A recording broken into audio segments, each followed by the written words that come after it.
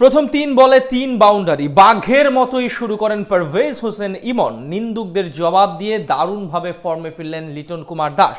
ষষ্ঠ ওভারে reverse sweep খেলে নান্দনিক এক ছক্কা হাঁকান টাইগার কাপ্তান। পুরো ম্যাচে তার দৃষ্টিনন্দন সব শট মন ভরিয়ে দেয় ভক্তদের। লিটনের ফর্মে ফেরা আর টাইগারদের ব্যাটারদের ভয় ডরহীন অ্যাপ্রোচ নিয়ে বাকিটা জানবো রিপোর্ট।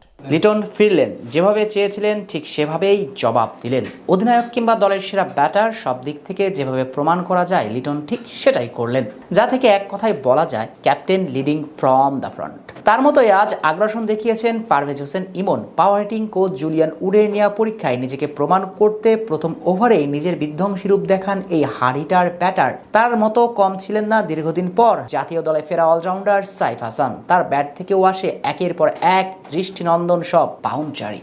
নেদারল্যান্ডসের বিপক্ষে আজ দুর্দান্তভাবেই নিজেদের কাজটা সেরে দেন টাইগার বোলাররা। 137 রানের টার্গেটে ব্যাট করতে নেমে আরিয়ান দত্তের প্রথম বলে রুম বানিয়ে ব্যাকফুটে ভর করে বাউন্ডারি মারেন পারভেজ হোসেন ইমন। এরপর দ্বিতীয় বলে ব্যাকওয়ার্ড পয়েন্ট দিয়ে আরও একটা 4 মারেন তিনি, তবে সেখানে ক্ষান্ত হননি ইমন, বরং তৃতীয় বলে আরিয়ানের ফোলার লেন্থের ডেলিভারি স্লক সুইপ করে হাঁকান বিশাল এক ছক্কা।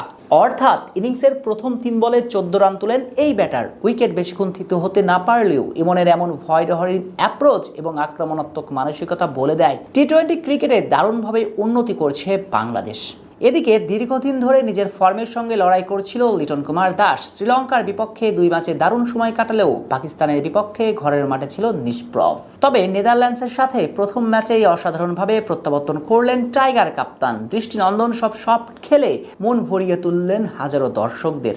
বিশেষ করে তার ষষ্ঠ ওভারের শটটি ছিল সবচেয়ে বেশি নিখুঁত। সেখানে ড্যানিয়েল ডোরামের করা অফ স্ট্যাম্পের বাইরের ফোলার লেন্থের ডেলিভারি ঘুরে গিয়ে ডান থেকে বাহাতি ব্যাটার বোনের রিভার্স সুইপ খেলে অসাধারণ এক শট খেলেন লিটন, যেটা সোজা গিয়ে পড়ে বাউন্ডারির ওপারে। পুরো ম্যাচে আরো বেশ কিছু চোখ ধাঁধানোর বাউন্ডারি এসেছে তার ব্যাট থেকে, যেমনটা লিটনের কাছ থেকে সকলে প্রত্যাশা করে।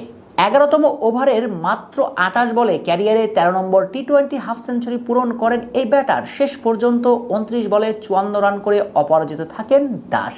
এদিন বাকিদের মতো ব্যাটাতে নিজের সেরাটা দেন দীর্ঘদিন পর প্রত্যাবর্তন করা সাইফ হাসান। ঘরোয়া লিগে পরীক্ষিত এই অলরাউন্ডার অনেকটা চমক দিয়ে জায়গা করে নেন সংক্ষিপ্ত স্কোয়াডে। আর সেখানে প্রথম ম্যাচে বলা চলে নির্বাচকদের আস্থার প্রতিদান বেশ ভালো হয়ে দিয়েছেন সাইফ। এদিন 19 বল মোকাবিলা করে তার কাছ থেকে আসে মোট 36 রান, যেখানে মারেন 3টে বিশাল ছক্কা। সব মিলিয়ে আজ টাইগার ব্যাটারদের কাছ থেকে মোট 6টা ছক্কা এসেছে এশিয়া কাপের আগে, যেটা বড় ইতিবাচক দিক ভক্তদের জন্য। এখান থেকে পরিষ্কার বাংলাদেশের ব্যাটাররা ধীরে ধীরে টি-20 ফরম্যাটে বেশ ভালোভাবে এগিয়ে যাচ্ছেন। এখন এশিয়া কাপে আসল প্রতিফলন দেখার অপেক্ষায় সবাই। তাই ধারাবাহিকতা যদি ধরে রাখা যায় তাহলে হয়তো ভালো কিছুই অপেক্ষা করছে সবার জন্য।